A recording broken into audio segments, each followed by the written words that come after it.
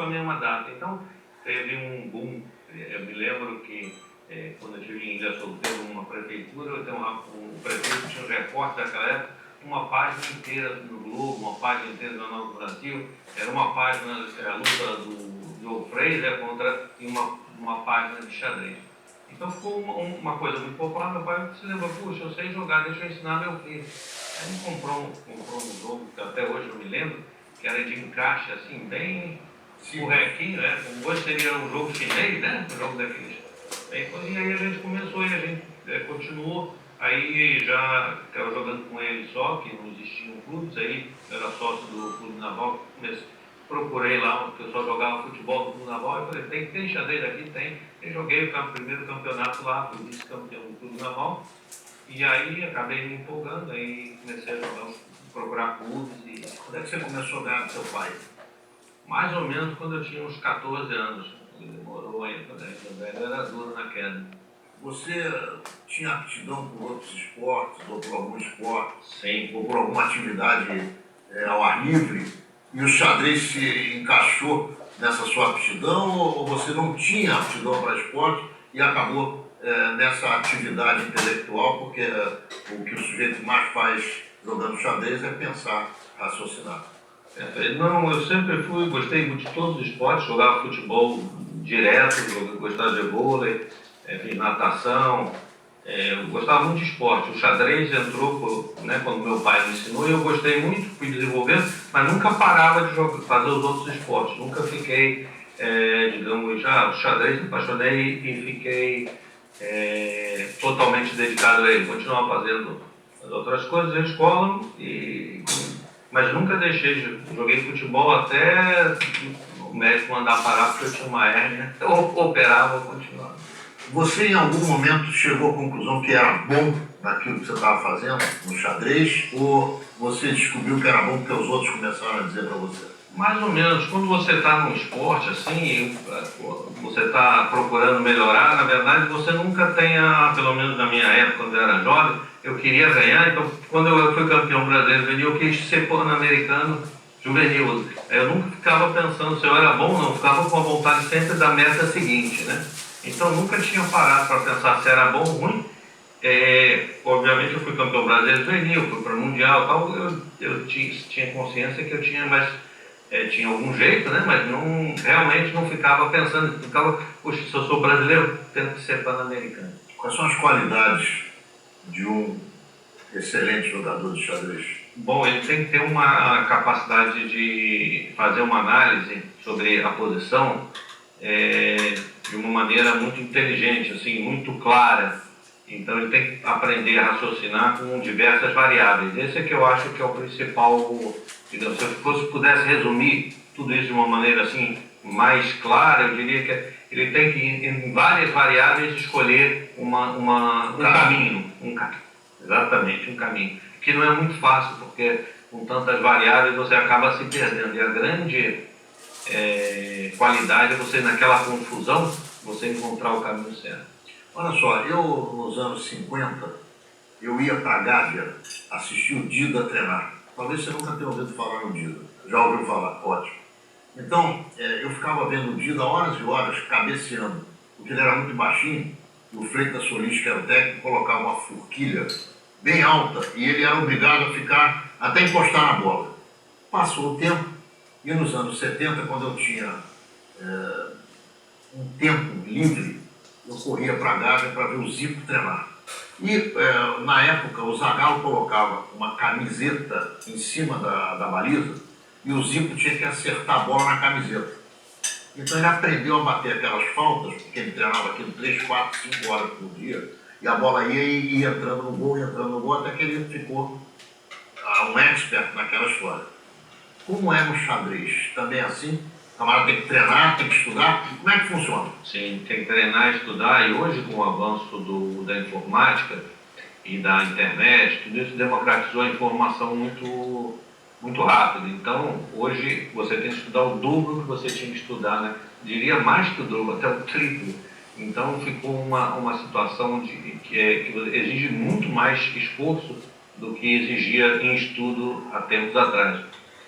Então, você precisa treinar muito, como você falou ali, o Zico batendo aquelas faltas. Eu me lembro o Bjorn Borg treinando no paredão, né, horas e horas. Continua a mesma equação, né, de talento mais esforço. Chega a... Sempre mais esforço que talento ou ao contrário? Infelizmente, mais esforço, porque com essa preparação, com essa democratização da informação, né, ela relativizou certas situações. Hoje, a técnica no xadrez, acredito que a técnica a gente vê no futebol também, a correria, você vê poucos jogadores.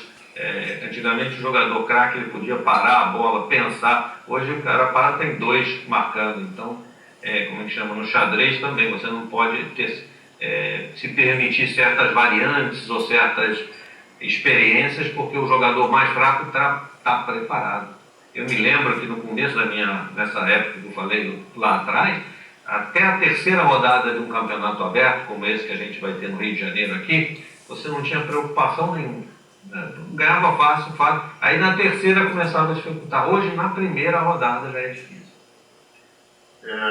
É importante que você conte para o telespectador como é que funciona o xadrez no Brasil. Se você abrir qualquer jornal hoje, se você vai a um cardápio televisivo, você não encontra propaganda nenhuma de xadrez. Então, é um esporte que foi abduzido, está sendo jogado em Júpiter, ou o Brasil virou as costas para essa prática de uma forma mais, vamos dizer assim, mais midiática? Eu acho que você falou bem que não seria Júpiter, seria nos canais da internet, né? Pelos cabos que passam, né? Hoje todo o xadrez ele tem a linguagem das novas mídias. O xadrez não tem a linguagem das mídias tradicionais, nem jornal, nem televisão. Eu mesmo sou um jogador de xadrez, apaixonado por xadrez, mas eu não vou ficar vendo uma partida de xadrez na televisão, ao passo que eu acompanho na internet. Por quê? Porque é dinâmico na internet, você pode parar, pode voltar, pode ter comentários, enquanto que no xadrez na televisão o cara ficar falando, a partida, o cara está aqui, ele não atinge a linguagem que o telespectador para aquele esporte quer. Então você está me dizendo que na internet você tem um boom relativo ao xadrez? Exatamente. Nós temos vários clubes online de xadrez, nós temos a transmissão, para você ter uma ideia, eu fiz o Campeonato Brasileiro de Xadrez e transmiti na internet com comentários, deu mais gente numa rodada do que no Flamengo e São Paulo, no mesmo dia em Manaus. 2.000 pessoas, deu 1.000 e pouco. Um dos jogos daquele triangular deu mais o Campeonato Brasileiro de Xadrez com 2 clubes de primeira. O total do campeonato deu 22.000 pessoas assistindo no Brasil todo e fora do país, né? Então, obviamente, isso para transpor para a grande mídia, para a mídia entender, isso leva um tempo, mas é um tempo que é inexorável. Assim como o xadrez e os esportes da mente, eles têm essa linguagem, eles também têm outra característica que eu acho importante, além da nova linguagem, que é também a parte educacional e a parte social de melhorar o indivíduo, de fazer ele pensar, de fazer ele tomar decisões corretas. Então, essas duas variáveis, internet, nova mídia e educação e a melhoria do indivíduo, é que vão fazer com que esse esporte como o xadrez atinja um nível na sociedade. Você falou em social. O que é que está ocorrendo no mundo do xadrez nessa área?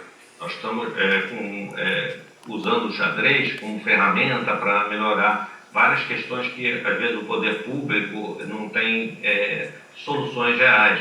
Um dos casos da questão da droga, né? Então, se os estudos do autismo, Asperger, síndrome de Asperger, nós temos um projeto que ganhou, projeto brasileiro, é o prêmio mais importante esportivo social do mundo, lutando contra a FIFA, FIBA, todas as entidades importantes de esporte mundial, com seus projetos muito bons, aliás, mas o xadrez ganhou um xadrez que liberta, o xadrez na prisão.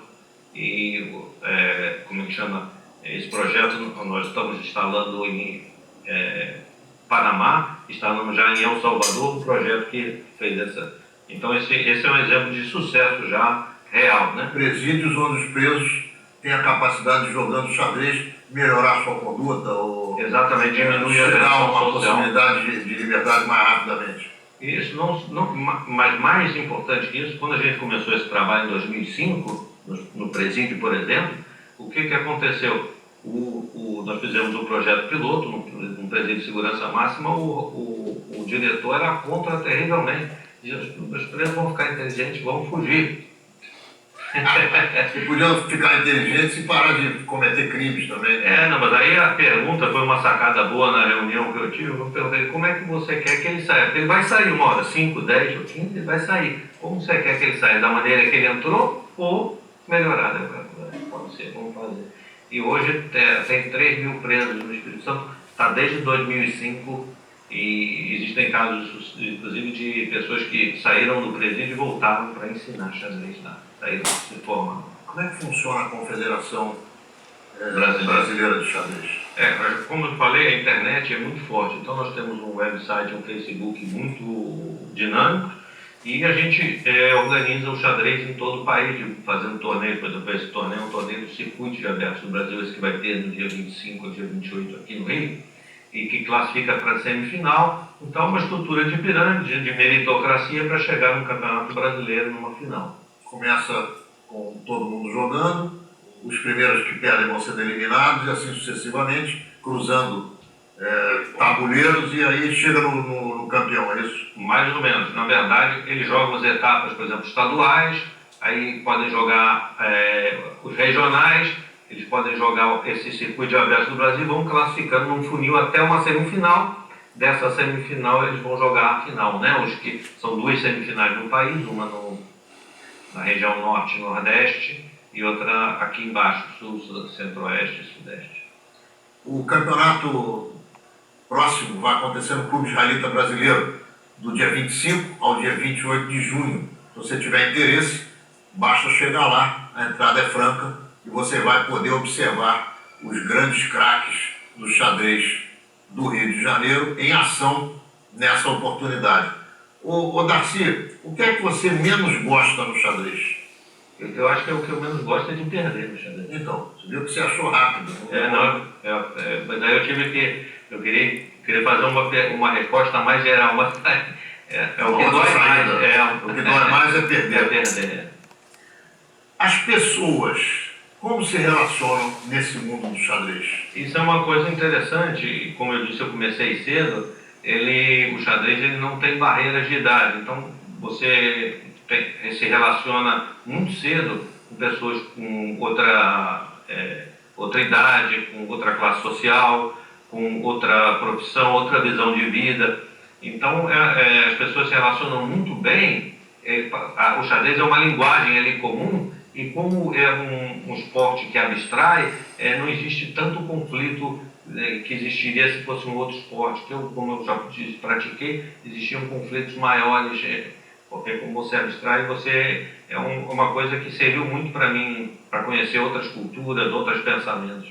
As pessoas se relacionam bem. Quando você fala em abstrai, o sujeito fica ligado naquilo que ele está fazendo naquele momento, esquece da complexidade da vida dele, da vida dos outros, do mundo, é mais ou menos isso. Exatamente. Quando o xadrez ele absorve, durante aqueles momentos que você está criando, um processo criativo. Na partida, às vezes a sua criação não foi boa, você perde, mas não deixa de ser um processo criativo ali, que é muito... É que nem o pintor que está pintando, ele não ouve nada porque ele está criando alguma coisa ali.